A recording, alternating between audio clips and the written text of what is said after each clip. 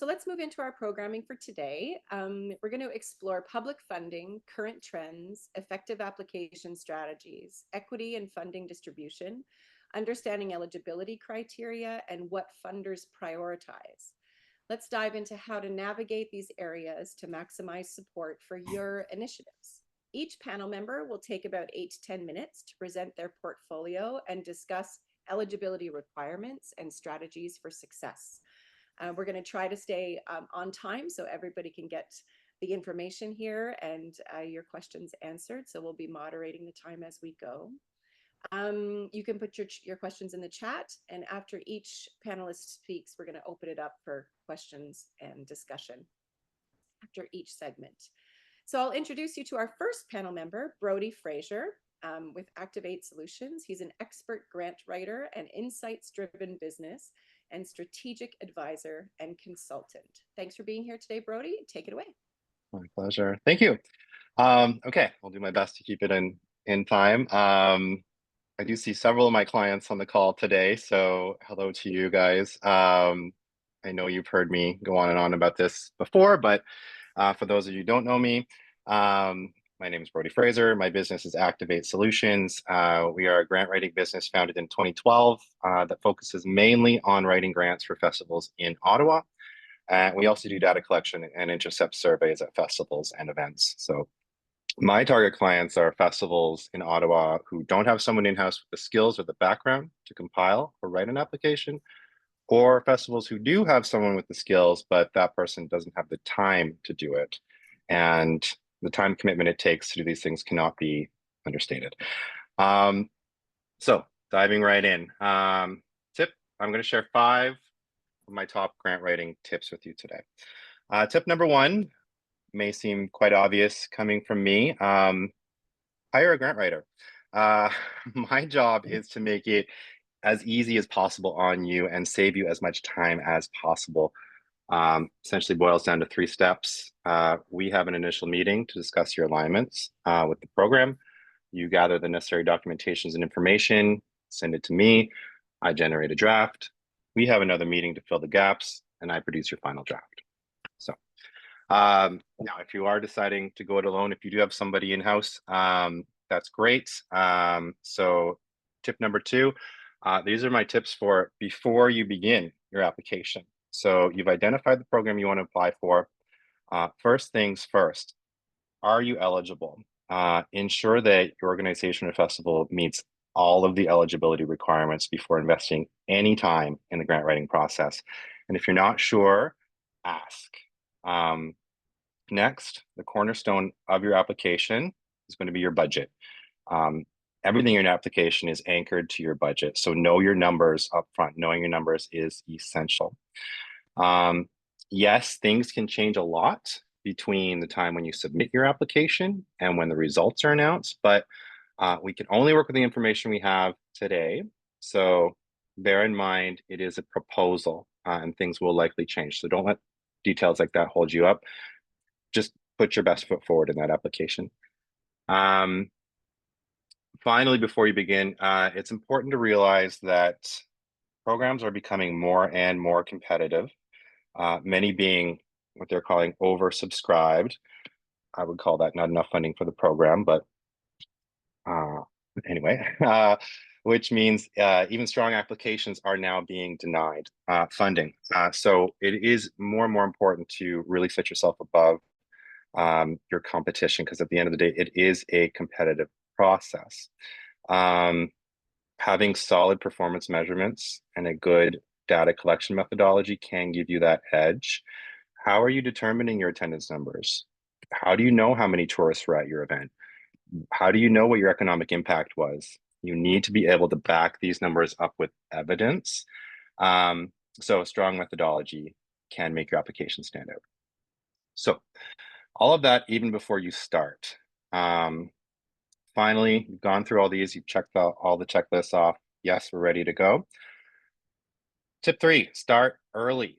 I cannot emphasize enough. Give yourself plenty of time to gather all your documents, polish up your narrative, and even get feedback where you can. Some programs, like particularly with the city of Ottawa, will actually offer to review your draft, which is amazing. Definitely want to take advantage of that if you give yourself enough time to do that. Ideally, you want to be submitting prior to the deadline, not the day of the deadline itself. You want to avoid the last minute rush. And I can hear my clients laughing at me right now. We would never dream of having to rush things.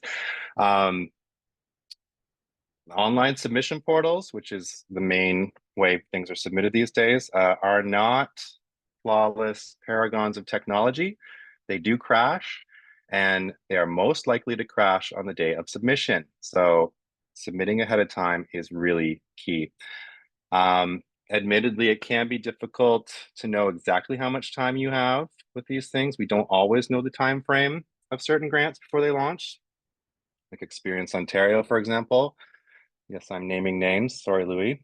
But the ones that launch on a regular basis, like Department of Canadian Heritage's Building Communities Through Arts and Heritage, for example, you can be prepared to start the day it opens. Tip number 4, understand your funders' priorities. Make sure you know what your funding organization cares about, not only in terms of the specific objectives of the program, but also the funders' organizational objectives. What is their mission? What is their vision? They're giving you this money because you are helping them achieve those things. Experience Ontario, for example, is essentially a stimulus to the tourist economy in Ontario.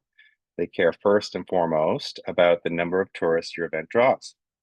So you have to write your application from that perspective. Building Communities Through Arts and Heritage, for example, they care about engaging people at the local level through presentation of arts and heritage. So that's a different angle you have to write your focus your narrative from. Every funder is different. So tip number 5, my final tip for today, build a relationship with your program advisor. Now, other than a good grant writer, of course, your greatest asset in the grant writing process is your program advisor. They are here to help you. They want you to be successful. They want you to get the funding. As a prime example, we have several program advisors here today who are here to help you guide you towards success. So reach out to them, talk to them early, ask them questions, be transparent with them. They are here to help you. So hopefully I've kept it on time. To summarize, tip number 1, hire a grant writer, save yourself the time. If that's not feasible for you, before you begin, confirm eligibility, set your budget, and have a reliable system of performance measurements. Number 3, start early. The earlier, the better. Number 4, understand the funder's priorities. And finally, build a relationship with your program advisor. So I do have time left, I'm not sure. Happy to take questions. But I will also drop my contact info in the chat if anyone would like to follow up with me afterwards. I'm always happy to chat about this stuff. So thank you. Thank you so much, Brodie. That's really good key information. Does anybody have any questions or comments from the grant writing perspective? Other than we all wish we didn't have to do it at all, ever. Other than keeping Brodie employed, which is important. Yeah, those tips are really fantastic. And so we really thank you. Okay, so if we're okay there, I'm going to hand it over to Janine.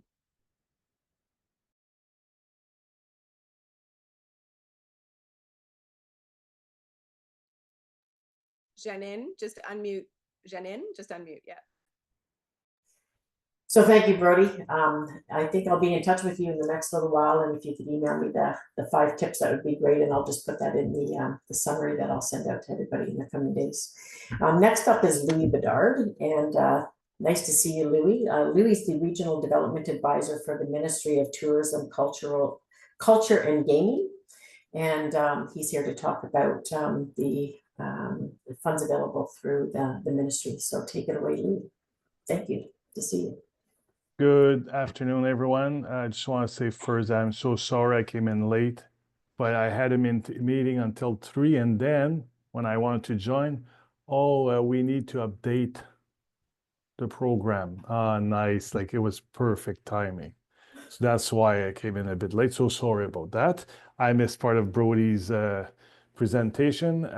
So I probably won't need that 10 minutes, but I do agree with at the end what Brodie said. Don't wait at the last minute. If you think it's going to take you a week, that means it's a week of writing 24/7. So you want to spread it out a little bit, because if you wait at the last minute, it's not going to work. And as Brodie would know, as a grant writer, and a lot of you know, when it's say in by 5 p.m. on the 24th, anything after that, unless you told me you had some issues trying to upload your application, it's not gonna go. We see it every year. It will not be accepted. Of course, if you have an issue uploading your application and you let one of us, say as example, me, and say, Louis, I've been trying to upload, don't call me at 5:02 because that's getting short, but a few hours prior or a day or two, no problem, you're in the system. And even if it goes in 24 afterwards, we know, no problem. So anyway, so let's start about Experience Ontario 2024/25. Some of you I can see have some pending final report that you've uploaded. I'll get to it, and I'll do the admin part of it so you can get your final payment for sure, ASAP. As far as the upcoming Experience Ontario, some of you are probably aware that Mr. Cho, the minister stated that it would be launching in the fall. I don't know if any one of you was aware of it or heard about it at Tayo. You had mentioned that. I can tell you it's imminent. It's going to be launching in the fall. It's coming up. Just keep your eyes open. It's coming. At this time, I've checked and I'm not expecting anything much different from the previous 2 years guidelines. So if you're familiar with the guideline, you shouldn't have any big surprise, if any. Okay, so it should not be different. As far as the application process, I know they're streamlining. They're going to be a little different. Not for the information, right? You, like say as a grant writer, you still have to, or any applicant, you have to enter the information, etc., in the application. But they're streamlining, like making it easier, the process, as far as the process for the application. So that's going to be a slight change, but in a positive way. And yeah, I spoke about the guidelines. Also, what I could suggest that I don't know if it's going to be on this platform, but once it's launched, I'd be more than happy to go through the guidelines with every one of you on a call. We could, prepare your questions. You could send it to me. And then we have a meeting. It could be half an hour, 45 minutes, an hour if we need, and go through the guidelines as in the following days when they come out. It's going to give you time then to apply, but you're going to know exactly how to read those guidelines. If there's questions or things that you're not sure about, we're going to clarify with everyone, and then we go from there. I don't know if it's something that could be of value for any of you. Louis, so So are you saying that, you know, you would want coordinated, let's say with, you know, the Festival Network here in Ottawa, invite as many people through the newsletters and the chain that we have to say, okay, Louis is going to have an information session, you know, bring your Yes. questions, bring your ideas, and then everybody shares, and you can share the information, ask questions. And will you be going through the document, you know, that they put out, that the ministry puts out every single year on, you know, how to apply and, you know, Yes, if there's something of importance, yes. okay. Now, is there going to be, there's always usually a session that the ministry does put on that, you know, talks about how to write for the grant. Will you not be doing that this year? No, I'm not saying it's not going to happen. What Okay. I'm saying is that when we do it like a platform like this, it's more of a personal approach. We Okay. can discuss, we can go directly to the point, talk about it, find the meaning behind because sometimes we think that the guidelines are clear, but as you know, Right. there might not always be for different reasons. Yeah, exactly. So that's what Okay. I'd like to do. So maybe Especially- we'll, maybe we'll take this offline and then we'll talk about, you know, available dates and what works good. Yeah, You know, Ottawa festivals, we can, you know, certainly curate it, I think, Tara, through, you know, through our network and put it out in a newsletter and just get people to sign up, and we'll do a Zoom specifically for Experience Ontario.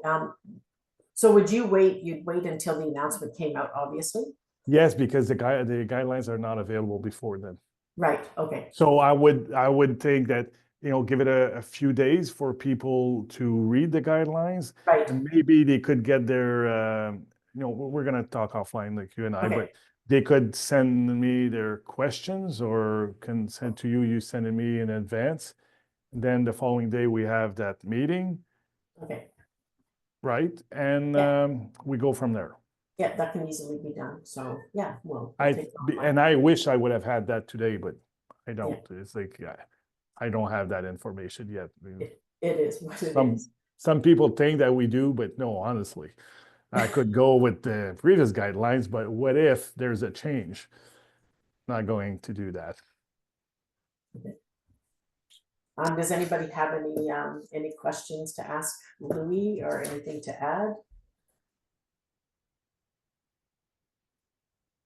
So that's perfect. But again, we're there. We want you to be successful. So please, when time comes, of course, we're going to organize a session for us here. Right, okay, But anytime, I'm a phone call away, I'm an email away, and if I don't answer, or if for whatever reason, just fire off another email, hey, Louis, or call me. And I'm always there. we appreciate that. That was it. Okay, Thank you so much, Louis. And just a reminder to everybody that's here, if a question comes up while somebody's speaking, you know, feel free to put your hand up, use the reaction buttons at the bottom of your screen, or pop it in the chat. Thank you. Yes, I can attest to Louis always being there, because I sent my first email and he responded right away, which was awesome. So we're going to move on now to our next guest speaker, and this is Ward Dilse from Ontario Creates, and we go way back from my music life part of things, and so I am familiar with Ontario Creates and the programming that it does, and I can say the same for Ward as far as being there and being responsive to questions and helping you through the process. I look forward to hearing more insights, and I hand the floor over to you. Thanks, Tara. Good afternoon, everyone. My name is Ward Dilse, and I'm a program consultant with the Ontario Music Office, which is part of Ontario Creates. So today I'm going to give a brief overview of Ontario Creates and the Ontario Music Office and the Ontario Music Investment Fund. And then I'm going to spend, for this group is more relevant, some additional time on the live music stream of the Ontario Music Investment Fund. And I'll try to keep this as high level as I can. And again, open for Q&A as well. So Ontario Creates is an agency of the Government of Ontario, which is funded by the Ministry of Tourism, Culture and Gaming. The agency's key objectives is to facilitate economic development, investment and collaboration in Ontario's creative industries, including the music, book, magazine, film, television, and interactive digital media sectors. The creative media industry supported by Ontario Creates contribute over $7.9 billion to Ontario's GDP and creates nearly 60,000 jobs. The Ontario Music Office provides funding and business development support to Ontario's music industry through the Ontario Music Investment Fund, acceleration, and various strategic business-to-business initiatives. The OMIF is intended to provide targeted economic development investment to the province's vibrant and diverse music industry with a strong focus on supporting company and industry growth and developing emerging artists. The program has 4 streams tailored to different parts of the industry. Some of the key goals that are important to keep in mind are as follows. The general program focuses on supporting high potential music companies investing in the long-term growth while maximizing ROI for the province, increasing opportunities for emerging talent by targeting support at critical stages of artists' careers. Some of the anticipated outcomes include creating jobs and increasing revenue, profits, and private investment in the province, developing content or intellectual property for domestic and international markets that will lead to sustained revenues and jobs in the province, and increasing Ontario's profile internationally by helping to support the discovery and development of breakthrough artists. Of the 4 streams of the music ecosystem that we support is the music creation stream. And this is focused on supporting music companies that take risk in developing talent, bringing to market through activities like recording, marketing, promotion, touring, and publishing. And this is really aligned for record labels, publishers, and we also in that stream support BIPOC artist entrepreneurs. The next stream of our programming is called Global Market Development for Music Managers. And this stream provides export and market development funding for music companies that participate in national and international activities that correspond to a strategy for company growth. Music Industry Initiative stream is focused on supporting music industry trade associations and music service organization for activities with broad music impact. So this can be organizations like the Canadian Independent Music Association, the Canadian Live Music Association that we support. And then the live music stream provides support to live music companies that promote and present music events featuring Canadian artists, including music festivals and concert series. And all our program deadlines have passed for this year. We are very transparent on our deadlines. We'll announce next year's funding cycle in April, and we will then, so you'll know the entire funding launches for the entire year. So again, with our programs, as Brodie mentioned before, start early because you do know the deadlines and won't have to scramble. Finally, I do want to touch on a program that does not fall under the OMIF umbrella, but is target initiative focused on investing in new Black and Indigenous owned music business that demonstrate high potential for economic and cultural impact. The key goals of the acceleration program are to enhance capacity for emerging and Black Indigenous music businesses, strengthen support at critical stages of the careers of these entrepreneurs, and enable the next generation of Black and Indigenous music professionals to create high quality content and retain IP ownership and control over their own narratives. And this program is our one program that hasn't closed yet. That's closing. It launched last month and closes on November 29th. And again, this fits all aspects of the music industry. So this is a great opportunity if you know those that are in the festival side of things or starting even a small festival. This is a really good entry point for music companies that are Black or Indigenous to apply. A lot smaller application, a lot less requirements and eligibility requirements than our other programs. And next, I do want to dive into the program that's probably of the most interest to this group, and that is our live music stream. That program just closed on October 17th of this year for the period of starting December 1st, 2024 through November 30th, 2025. There's a couple eligible applicant types, and this really ties back to Experience Ontario. So if you're a music presenter or promoter or festival with revenues under 1 million, or a promoter presenter that does not meet the eligibility criteria for Experience Ontario program, then you can submit an application to the OMIF. So really what that means is the same activity in the same activity in the same event, the same activity window cannot be, you cannot get funding from both the OMIF and Experience Ontario. So that's you can apply to both, but ultimately you will have to make a decision on one or the other. So want to flag that up front. Next part of that, if you have revenues over 1 million and you're a festival presenter, promoter, and you meet the eligibility criteria for Experience Ontario, unfortunately, you cannot apply to the OMIF. However, some presenters, promoters, primarily those ones that aren't in the festival side of things, that has budgets over 1 million, don't meet the Experience Ontario eligibility criteria, can apply to us. In addition, a couple of key things about it around eligibility with us. You've got to be generating at least 25,000 in core business activities that include the developing and delivering of live music events, be in sound financial position, be operating for at least 2 years. So if you are a festival, we want to see 2 years of the festival before you're applying to us. Ontario-based and able to demonstrate that you have a permanent establishment in the province, be Canadian owned, be incorporated in Canada, or at least be prepared to incorporate if you're a successful applicant. If you've been with us before, be in good standing with us, and that means you've got your reports done and done on time, etc.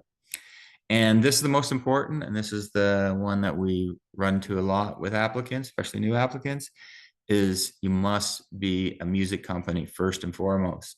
So your reason for being must be to present music, not music as a component of your festival or your rib fest or your beer fest, or you are a distillery or a brewery that is presenting music. You must first and foremost be a music company, and if you are programming in a venue, you must, in order to be successful or be eligible to apply to us, you must be looking at programming in a minimum of 2 separate venues at different physical locations as part of your application. So if you're a venue owner, we don't accept support to one club or venue. You have to be in 2 different venues. So that may be programming in your own place and renting another. That's fine, as long as that is articulated throughout the application. And as I said before, the deadline is traditionally in the middle of October of each year. Our contribution will be up to 50% of the total budget. But bear in mind that if you receive other public funding, we cap all public funding including the OMIF at 50%. Minimum support that we would provide is 10,000. The maximum for this program is 125,000. And then some of the things just to know around eligibility and what we are looking for. We'll support all the traditional parts of putting on a music festival or presentation, including production, staging, Canadian artist fees. You can have international artists on your bill. Just the fees for them will not be supported through this program. Labor costs, marketing, etc. Will all be supported. And just like every other application, always pay really close attention to the assessment criteria. Ours is split out as follows. Track record is 15%, financial risk is 5%, overall proposal is 25%, economic and cultural impact is 25%, resilience and sustainability is 15%, and support for emerging artist talent is 15%. We incorporate DEI throughout our criteria and is embedded into those 6 criterion. So, and that's quite evident when you look at our program guidelines, but always keep that in mind when you're looking at or applying to us.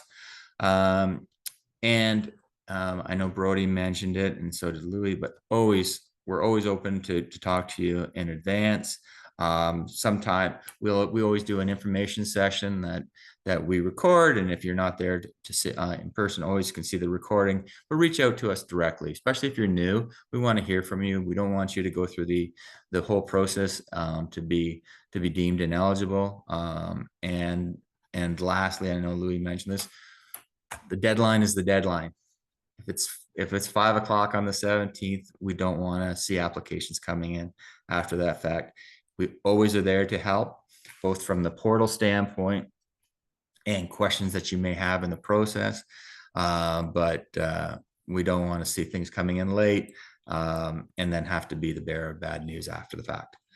And lastly, I know Brodie touched on a ton of different tips that I completely agree with, and they're all relevant. I'll give you one that I don't think he touched on, but it's important, and especially for us, is that don't underestimate the importance of providing support material. So for us, that support material that was really beneficial is a letter support, market research, ticket sales attendance history, artist profiles, proposed artist lineups, supplier quotes, media clippings. Anything that's going to help build your business case and add credibility and strengthen your overall application, included. It will always be beneficial to have that information as part of your application. And that is all I have today. I'm open to any questions anyone may have. Thanks, Ward. I do have a quick question, just to make sure that I got some of this right too. So thank you for all of that. About 60 to 65% of our members at OFN have a music component or are music focused on the festival. So it's really good to hear about the stream that you have for live music.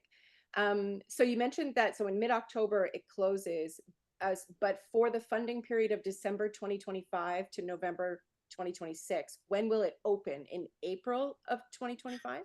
We'll announce it in April. We'll open that program in August. In August. Yeah. So basically, when we announce our programs, and again, encourage you to go to Ontario Creates and sign up for our newsletter. Click on music. That'll make sure that you'll get all our notices, so they don't get missed. But we launch that program in late August. We'll do an info session in September, and then again the deadline in October. And our cycle is we based on intake, first week of February, we make our announcements for that fiscal year. Okay, awesome, thank you. And it sounds like some of your criteria and eligibility runs parallel to Experience Ontario. Some of it, you can't get funding from both, but there are some instances where if you're not eligible and you don't meet the criteria with Experience, that Ontario Creates might pick up. That's correct. And another thing is, if you may be a music festival that gets funding from Experience Ontario, and aren't eligible to apply for that for your festival, but you may be either starting or looking at doing a concert series throughout the year, and want to venture into do that, look at us for that type of thing. I know when this was implemented, a number of festivals has started doing concert series where didn't fit Experience Ontario, but could come to us for that. So by all means, that's something to consider. Just from a process standpoint, if you are trying to figure out where you fit, some do that, and apply to both. Based on timing in the past, and I can't guarantee that this year, but I know in the past, we make our decisions before, and before you have to make a decision, we can tell you you're either successful or not successful, and this is how much money you would get with us. We have that conversation, and you say, yeah, I'm going to take that funding. I let Experience Ontario know, or vice versa. I'm going to roll the dice with Experience Ontario. So happens every year. That's not something that's uncommon. I wish we didn't have to go through it, but certainly it is an option for you. And based on our timing, we should have those decisions completed before and announced before you have to make the decision to if you're going to be reviewed by Experience Ontario.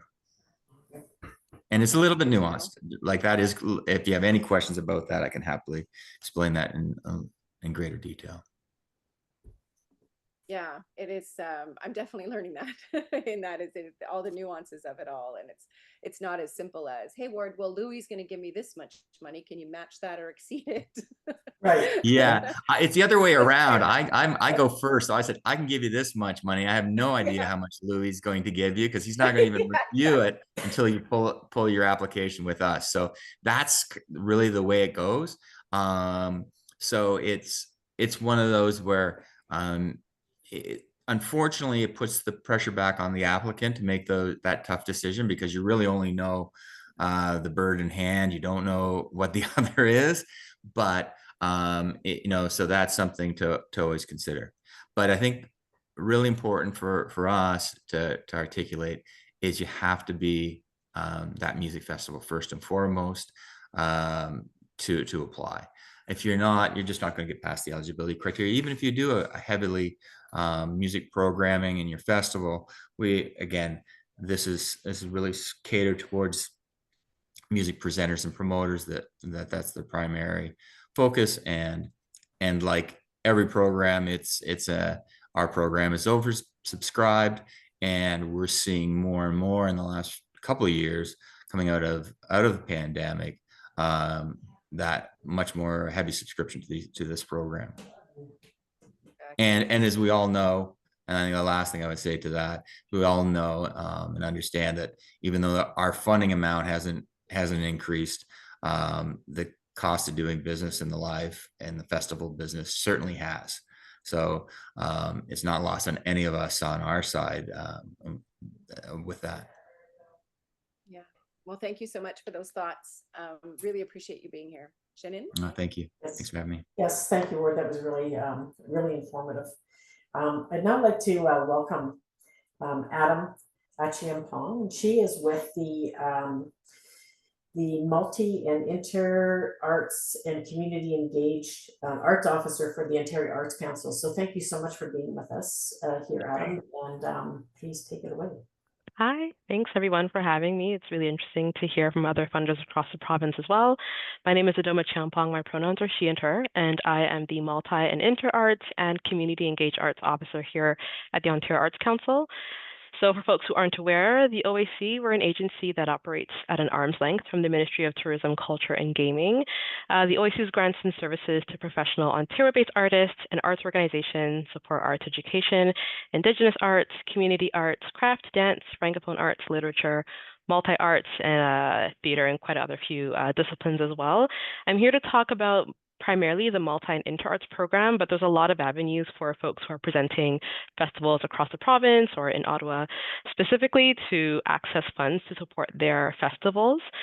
The one thing I'll note is I don't know if I've heard anything today about multi-year funding, but through our operating program, Multi and Inter Arts, we do offer the opportunity for organizations who are mandated to work in a multi and interdisciplinary way to seek operating funding as well. And so we do fund quite a few festivals, some from the Ottawa region at the operating level. And so I'm going to be talking a lot about project funds, but I will flag that the Multi and Inter Arts operating program runs on a 3-year cycle. And so we only intake new operating clients at the year 1 of that 3-year cycle. And, it's an opportune time. Year 1 will be spring 2025. And so you do need to be invited to apply to our operating programs. And I don't know if that'll be of interest on this call, so I'll sort of sidetrack that, but you'll have my contact info in the chat in a little bit. And so if you do want to sort of take a look at what an operating program might look like for a festival, to support your multi-year activities, we can certainly take a look at that as well. The Multi and Inter-Arts projects stream at the OAC supports the creation, production, presentation, and also the presentation of festivals and development initiatives that are multi and inter-arts. And what we mean by that is, we do fund festivals, in our music program and our theater programs, but we're seeing more and more that a lot of festivals are multidisciplinary in nature. And so, I'm really pleased to be able to manage this portfolio. We get some really exciting multidisciplinary projects. What we would consider multi-arts or inter-arts to be is any activity where there's two or more disciplines being presented in equal balance. Equal balance can be a little bit of there's a nuance to that. What we wouldn't want to see is perhaps a music festival that's got 4 days of music and then 1 hour of visual arts. We wouldn't really consider that equal balance. But if you're presenting multiple disciplines, in a variety of ways across a number of days, we certainly want to take a look at that and how we can support those projects throughout the province. We have 4 categories in the multi and inter-arts category: creation, which I think will be less applicable to folks on this call, but production and presentation help support the artistic production and the presentation of multi and inter-arts works. We see a lot of festivals applying to that category. The project, the maximum amount that you can request for that is $20,000. And what's really great about that is it's going to support you to not only present work as part of your festival, but also help in the production of that work as well. And so if you're perhaps working with an installation artist who wants to adapt their piece to present at your festival, those artist fees, those production fees and costs can also be included in here. We also fund series and festivals, just sort of blanket festivals across the province. And so that's going to help support the presentation and the promotion costs of arts activities and events presented either at regular intervals or within a defined and concentrated period. So that may be once a month. That might be, across a 3-day period. That's for you to decide. But the difference between this and production and presentation is this is more so for those event-based costs, marketing, etc. And then finally, this category, it's probably the least amount of applications we get, but I do think it's really important when we take a look at developing the sector. We do also fund development initiatives as well. And so if you are hosting a conference, perhaps for multidisciplinary presenters who are working, festival-based work or whatever that may be, we also provide funds available for that. And so for production and presentation, you're looking at a maximum of $20,000. For festivals, a maximum of $15,000. And for development initiatives, a maximum of 8. These are not multi-year funds. These are, year over year that you can apply for your festival. And the one thing I'll flag here to be aware of is I've heard a lot of really great grant writing tips. For the OAC, I always, folks are applying to these projects, they're also looking at, Ontario Creates, they're looking at, Canadian Heritage, and all those funders have different audiences in terms of who's reading that application. At the OAC, we really focus on peer assessment. And so the folks who are reading your application are very similar to the folks who are on this call. They're fellow producers, they're fellow artists, and so you really want to keep that in mind when you're writing. The same application that you maybe submitted for Canadian Heritage that was assessed by an officer, you might want to revise the language and the positioning because, the folks who are reading this are, they're doing the work. They're similar to you, and oftentimes they've been applicants as well. And you really want to lean into the art speak. And so we see a lot of folks who work with grant writers, and if you're working with your grant writer, it's just a note for them, this is a different audience. You really want to lean into the art speak, so to speak. And another thing I'll also flag is that there are 2 deadlines for this program. And so I'm hearing a lot of feedback, or rather tips in terms of applying early. I really encourage folks, if your festival, is taking place 2025, at the OAC, you have 2 years once you receive your project to complete it. And so because there's 2 deadlines, I encourage folks to be a little strategic in that you'll want to apply maybe a year before to the first deadline. Our grants are very, very competitive. I wish I could say it wasn't that competitive, but we're seeing, I've heard on this call a few times, a lot of really strong projects are being turned away for funds, but every panel is different and every pool of applications that you read is different. So of course they're scoring against the standard rubric, but the competition just varies depending on who applies. And so it might take you 2 or 3 times to actually sort of get that grant, but that means you really want to start early. If you've got something happening in 2026, you really should be applying in 2024 at perhaps our fall deadline. And if that doesn't come through, then you could apply 2025 at the spring deadline. If that doesn't come through, you can apply again 2025 at the fall deadline. And so The reason I also share that as a good piece of feedback is we do offer feedback to applicants. So you get a sense to hear what the assessors thought about your project, what they said, where you could sort of lean into perhaps your support material more or your budget more, and use that to just build a stronger and stronger application. If your festival is fall 2025, you could certainly apply in spring 2025, but I'd really encourage getting that application in sooner. One, just good planning, but two, it allows you to apply again if you're not successful, which, I do see a lot of projects sort of take that route and find success that way. I'll also just flag as well that if your project is your festival is not multidisciplinary, you can seek perhaps music festival funds, literature funds, theater funds, etc. I'm more so here to talk about the multi and inter-art aspect. I think we're just a trend that we're seeing is a lot of festivals are becoming multidisciplinary in nature. And so we've really seen our festival category, we're really seeing great uptake in that area. I've had the chance of attending quite a lot of really great festivals in the Ottawa region. And so always looking to see more applications from that sector and that community. But the last thing I'll also flag is that when we're looking at the priorities of a funder, the OAC does have 6 priority groups that we work to support. We've had these groups for 10 years. And not only are we looking to always receive more applications from folks in this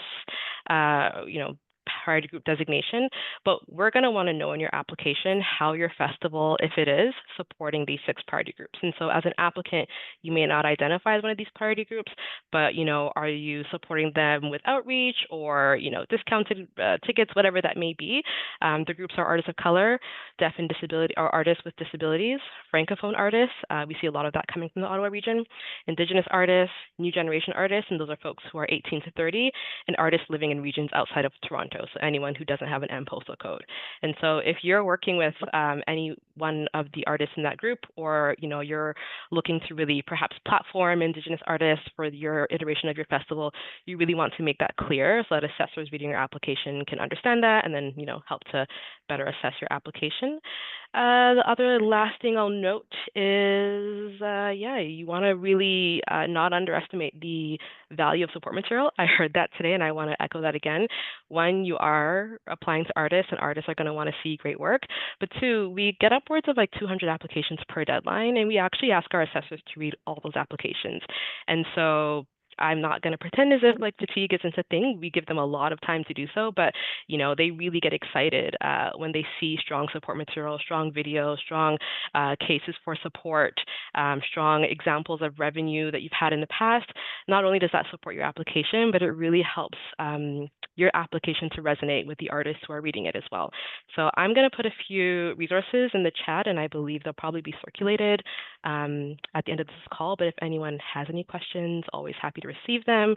We try and be as accessible as we can be here at the council. If you don't get me, apologize, please try again. And yeah. Thank you very much, Adom. Does You're anybody welcome. have any questions? We do have a question that just sort of is at risk of being missed here. Out of the 200 applicants per deadline, approximately how many applicants are successful on average? Yeah, I love this question. We get it often. It depends.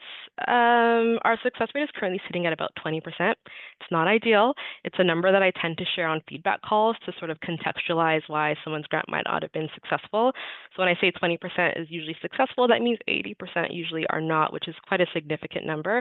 We're seeing a lot of demand in the program, and so that number may get lower, or it may, go higher depending on our budget within the program. But yeah, that's a sort of, on average, we fund about 20% of the projects. And the reason we also really want to see strong budgets and budget notes is a lot of projects will receive partial funding, and that just allows us to fund more activities. And assessors really lean on your budget and your budget notes to understand the impacts of offering partial funding. And so if we're not able to award the full request amount, they're sort of, the work that they have to do is, understand what will this do to the project if it receives less funds, and they can have a better sense of that if they have a better sense of your project and your budget. Okay. Thank you. Emily Ramsey from Digi60 asked everybody, do you require minimum 2 project grants before qualifying for multi-year? For the multi-year operating funding, I believe is what you're request or you're chatting about here. No, we don't require a minimum 2 project grants, but we do require, there's quite a long list of like eligibility requirements, minimum revenues. You also have to have 2 years of sustained programming before being able to apply for operating. And so again, happy to answer any more questions about operating, but it's quite a long journey to get there. And I'll answer as many questions as I can here, but usually it takes about like a 30-minute sort of phone call with the officer to get a sense of eligibility, fit in the program, et cetera. Okay, thank you. Any other questions? Okay, I'm going to turn it over to Carolyn Matt. Now, Carolyn Matt is the portfolio manager for cultural funding support unit of the City of Ottawa. So thank you for joining us, Carolyn, and take it away.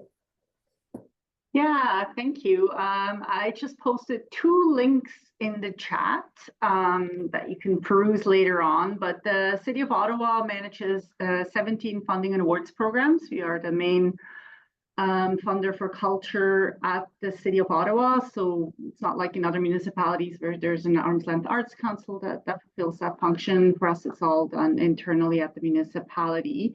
You'll hear me say the word local a lot, just because, as others have pointed out, every funder has different lenses. So for us, it's really about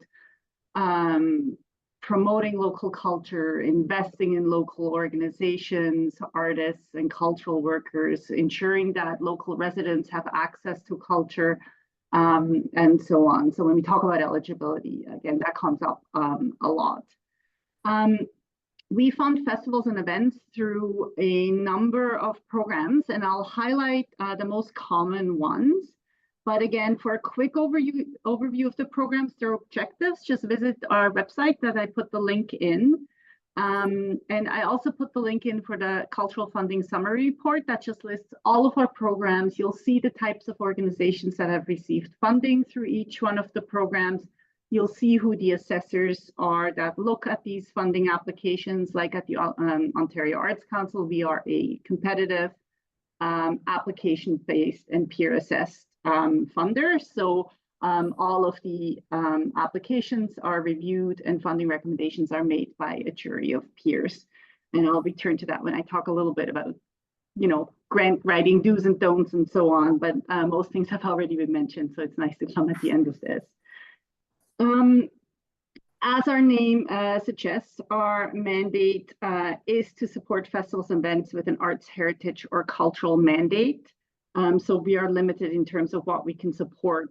We often get inquiries from sporting events or other industry events that are looking for support. I think somebody else, a colleague of mine, has mentioned it already, that a lot of folks put on events that just have a much broader scope with a small cultural component. Unfortunately, we can't support those, especially when it comes to operating funding.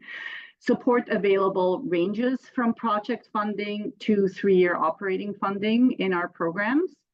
There's a lot more flexibility in the type of event that can come in through projects. It doesn't have to be a culturally mandated group. It can be a non-culturally mandated group. Partnering with an artist or partnering with a heritage professional to put on an event and so on. So there's a lot more flexibility that way. The main program that we have that supports festivals is the Major Arts and Cultural Festivals program, and its counterpart, the Major Agricultural Fairs program. And that program offers exclusively operating funding, and it's for festivals with year-round operations and certain operational capacities. That deadline is coming up November 20th. I know there's a few people on the call who are regular applicants to that program. It is not a program where first-time applicants to the City of Ottawa can apply to. There are other funding opportunities, and then usually groups tend to build up to that one. So speaking of those other funding opportunities, we have the Arts Funding Program, which has an arts events and festivals category. That deadline is on January 22nd. We have a lot of festivals events that come in through the Equity Inclusion in the Arts Fund, which looks to promote festivals events that are produced by equity denied communities for equity denied communities. So that program has a very specific lens. And others are funded through the Heritage Funding Program, should your event have a heritage focus that tells the Ottawa story.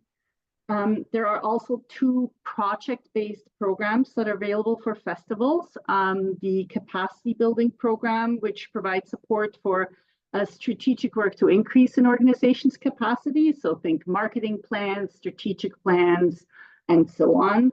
And we also have the Cultural Facilities Fund, which supports capital project and equipment purchases. Again, all of those are listed on our website, and I know I'm going through this in like record speed, but I know I don't have a lot of time. So in terms of eligibility, for organizations, you must be incorporated as a not-for-profit organization. You must have a year-round organizational presence within the limits of the City of Ottawa, Algonquins of Pequawknagon First Nations, or Kitigan-Zibi Anishinaabe First Nation. You have to have an active Ottawa-based board of directors comprised of a minimum of 3 members and have at least 50% of the board of directors residing in the Ottawa region. There are additional eligibility requirements based on the program. So that drills down a little bit from those basic requirements. Make sure you read the eligibility criteria in detail. Like Brodie said and others, there's nothing more heartbreaking than seeing organizations put in weeks of their time to submit an application that just doesn't go anywhere. So if you have questions, make sure you do reach out to us. We are very hands-on in terms of support we can provide. We're always available to have a quick conversation. If you have a project in mind, call us, say, hey, I'm looking to get support for this. Is there any opportunity at the city? And we'll point you in whatever programs we feel like you have the greatest chance of success. Our jobs is to be here for you. Our jobs is to make sure that whatever goes forward is the best application you can put in. After that, it goes to through a peer assessment process, but we're here to work for you. And we'll be quite honest if we don't think it's a good fit. We'll tell you so. Ultimately, it's your decision which program you pick and what you pursue, but use us as a resource. In terms of equity, I know that questions came up, and I just want to talk a little bit about what we do at the city.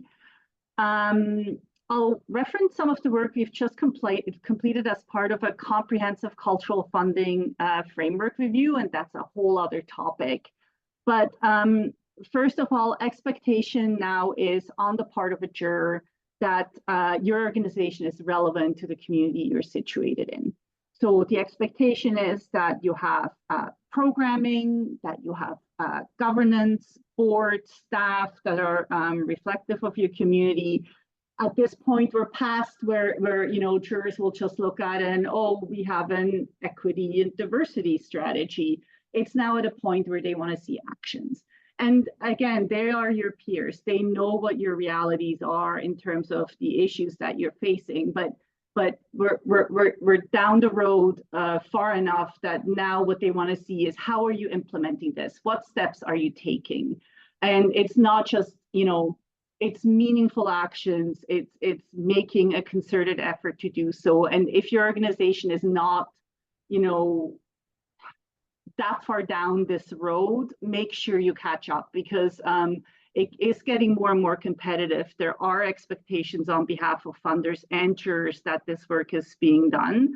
And these are competitive programs, and I will talk a little bit about the fact that we do have funding priorities as well.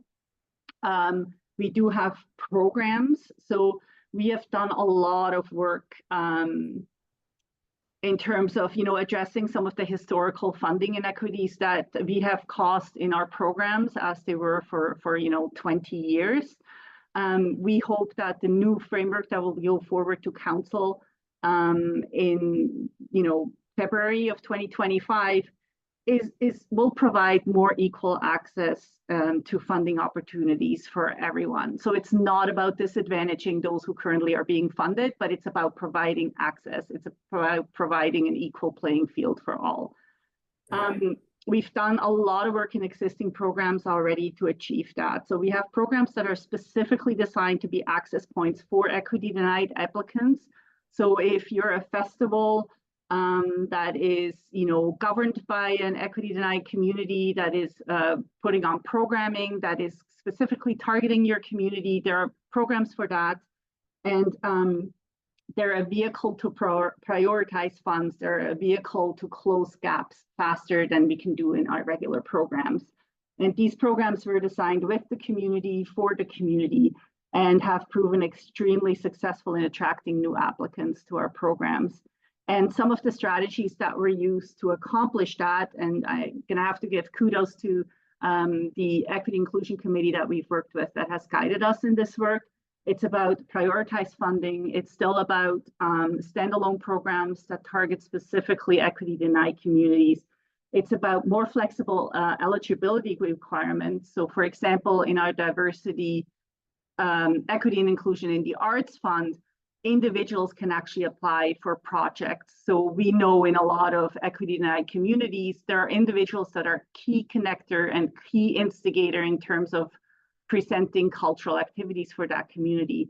So we wanted to open up eligibility so individuals come in for significant project grants to make those events happen. And they've done these events for years and years without any support because they just couldn't find entry points into our programs because they were not built being responsive to them.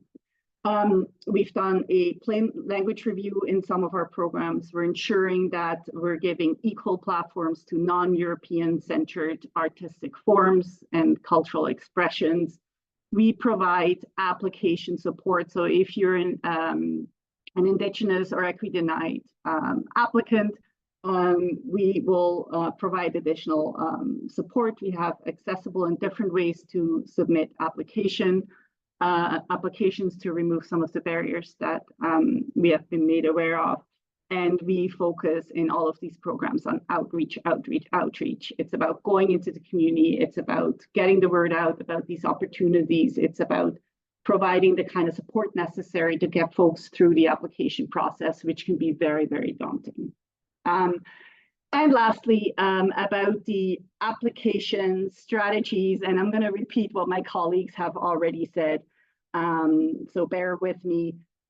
Talk to funders, make use of the services that they offer you. They're there to work for you.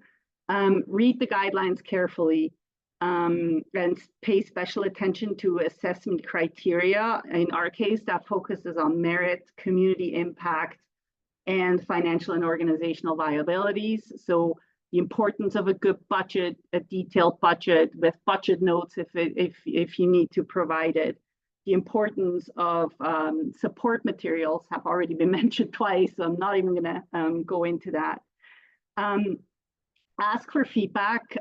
We also provide feedback at the draft stage, but also after the application has been assessed. And I would encourage you to get feedback whether you were successful or not. Often people call us because they didn't get funding. It's equally important to call when they did get funding, because sometimes even then the jurors will have feedback on, how you presented, what you presented. It's always good to hear. It's always good to improve it for next time. Or it's also equally nice to just hear how great it was. So do reach out. Make sure there is consistency in your application. Sometimes the budget says one thing, your narrative says another, and jurors don't understand how those two connect. Sometimes, you have more than one person working on it. I can't stress enough that you have to have oversight over your application. So, hiring grant writers can be a great access. It can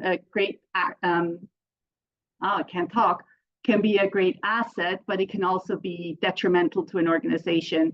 Your board, your staff have to have oversight. You have to make sure that your voice comes through these applications, especially as they're being reviewed by folks. And again, especially if you're piecing out various components of the application to different people. Just make sure there's consistency of voice, make sure that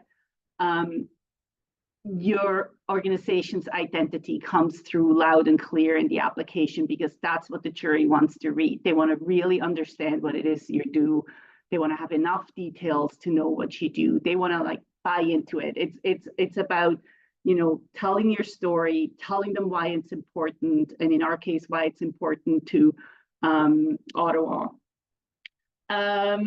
And yeah, don't leave it to the last minute. We see it all the time. That 4 p.m. deadline rolls around and the portal closes, and it's heartbreaking. So, you know, start early. If you have technical difficulties, you know, contact your officer before that 4 p.m. deadline, because if you call us at 4:20, it's too late. There's nothing we can do.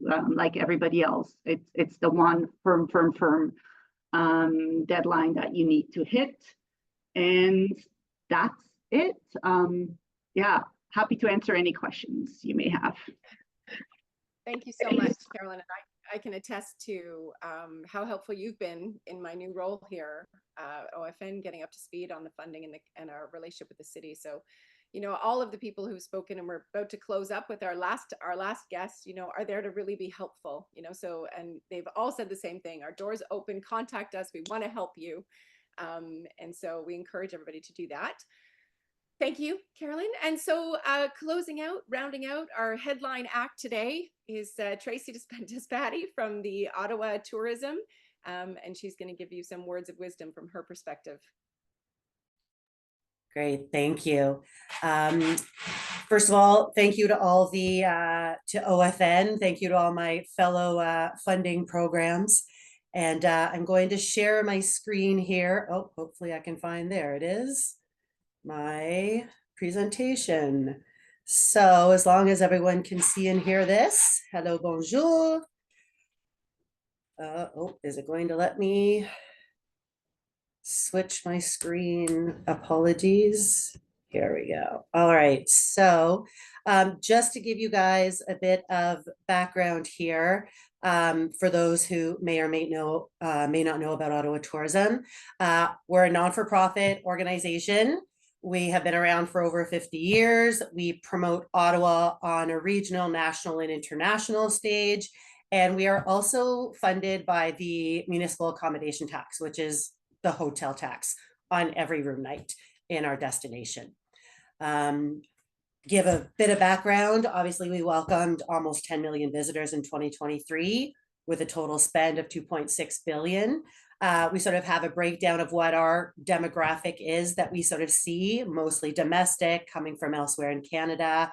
And then the US is the next biggest market. And then we've got our visitors from overseas. And then just a little bit of information about how long we find the length of stay is for all of these different types of visitors. Our target markets, obviously, we, in addition to our local residents, we have 3 target market segments. I'm only going to really take you through the slide that has our most relevant and applicable to the festival and event industry. And those are really our active adventurers that make up 1/3 of our past visitors.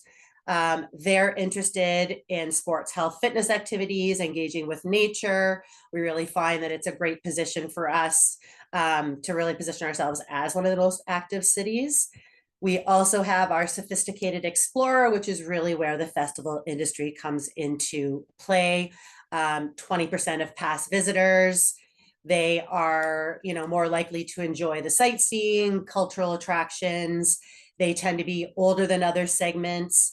And they're also, again, craving more of those arts and cultural experiences in our city. We also have many different departments within our organization. The Destination Development Fund is part of our Destination Development Department, and really just highlighting a couple of these, a couple of our goals are really to strengthen the destination experience by really solidifying tourism as a shared community asset through engagement, regenerative tourism, and adding a net benefit to the community. And then we also are really looking to address gaps between tourism expectation and the tourism experience. the gaps in festival offerings and seasonality, and then really aligning this with these funding initiatives that I'm going to go through in these following slides. So a bit of background on the Destination Development Fund. It was established in 2018. Really, its objectives are to drive visitation from outside of Ottawa. We want to generate overnight stays.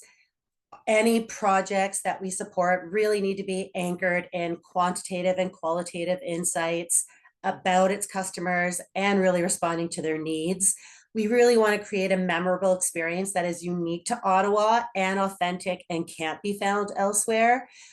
We want to really see projects that are supported and involve the broader tourism community.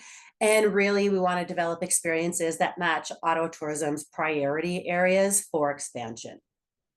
So in 2025, right now, we're in our business planning stage, and we're sort of going through our current priority areas and really redefining those, as well as a few other areas in our guide. Nothing major, but there will be a few little tweaks, and all of those will be posted on our webpage come beginning of 2025.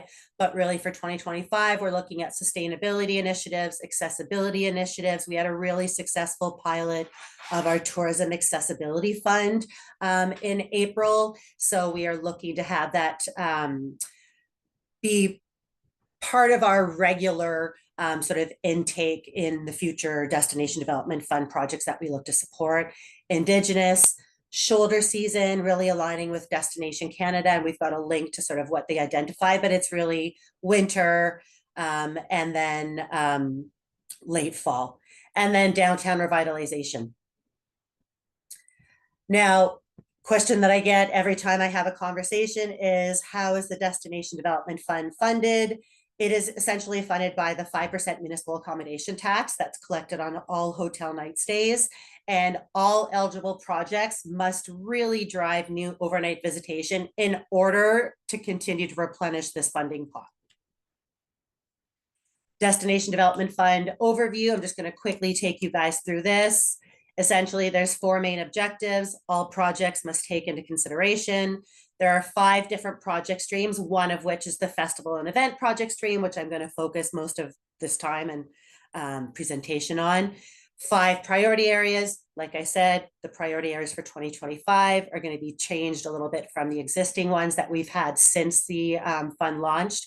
And really, it's a 2-phased application process. As others have sort of said, not only am I willing to review drafts, but we also have an exploratory call. We then request a phase 1 statement of intent, was really just an overview of your project. And then the phase 2 really gets into the merit, the impact, and the viability of your project to exist in our destination. In addition, we also, have a clearly defined eligibility in our DDF guide. We identify eligible types of projects and eligible project costs, but again, those really cover all 5 of our project streams. So that's where the exploratory call is really essential, so that we can really get a good idea of what your project is and what those eligible project costs could be. Projects must be within the City of Ottawa wards. Again, that is because it is funded by the municipal accommodation tax. The Destination Development Fund is also project-based funding. It's not meant for annual regular programming or operational and logistical funding support. And once again, something that I reiterate at every stage of an application is that the Destination Development Fund will cover up to 50% of a project's eligible expenses, not up to 50% of a project's total costs. So again, that's where reviewing drafts, working through the process with you from the exploratory call, the phase 1 and the phase 2 are really key, because again, we want to set you up for success.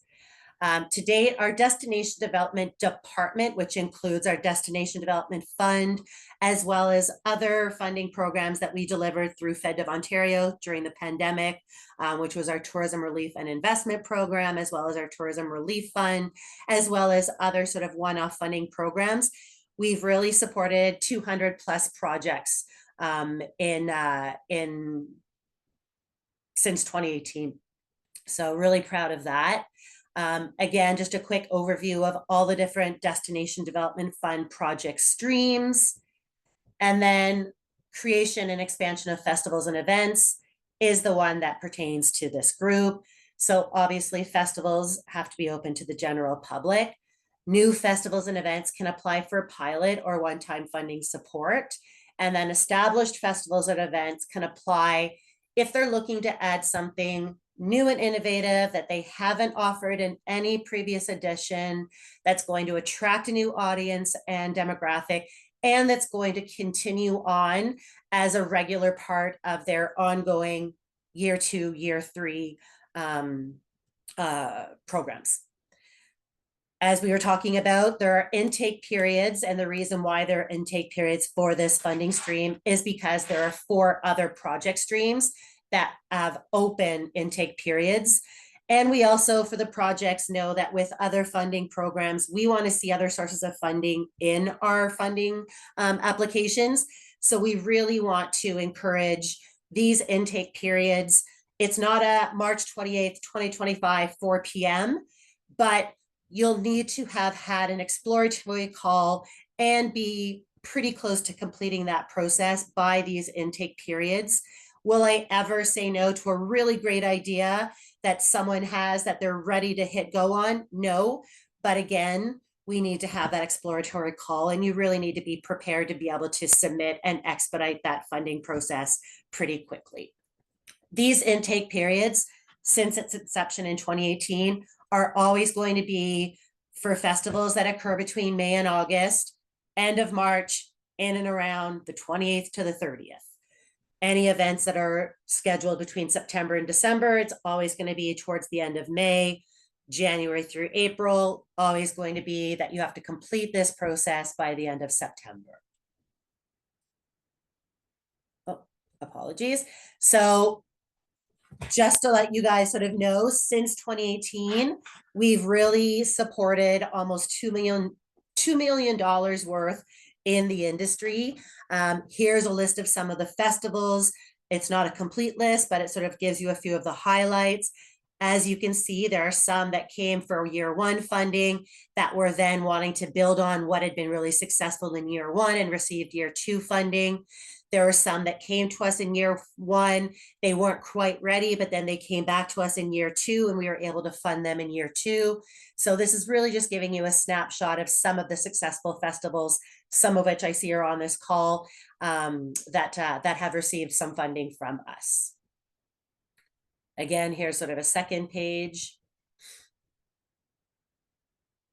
And then once again, I won't spend too much time on this, but of course there is the what it takes to write a quality application. A lot of what Brodie said, those 5 tips are pretty much summed up in here, what Carolyn shared, what all of us have sort of shared. So I won't really read through this, but happy to share this presentation afterwards. And then as far as giving you guys a couple of examples, here are a couple of my favorites. Obviously, we had an Ottawa Festival Small Halls, was an existing offering from another destination that was brought to rural Ottawa. It was piloted with the addition of a culinary experience, and now it's sort of evolved into its own standalone event with a new partner and location, but a really great example of someone who had an idea, wanted to pilot it, built on it in year 2, and now it's its standalone event, its own standalone event. So another one that I see is obviously the Tulip Festival. So they had generally been sort of daytime festivities. In 2022, they came to us wanting to build on into the nighttime. So we supported them and their Black Light Boardwalk, their Tulip in the Movies and Tulips, and their Ghosts in the Glebe evening programming. And then the last example I have is from Capital Pride. So again, they came to us when they were ready to sort of expand their footprint, add a stage, diversify their programming, and really attract a different and new demographic and audience. So quickly sort of took you guys through this. I see Jo with her hand up as far as questions go, but thank you guys all for this, and I will stop sharing my screen. Oh, if I can. There we go. Stop share. Yeah, Joe, do you want to go ahead with your question? It was just, there seems to be two parts of it. One is just some clarity around what can be funded year over year.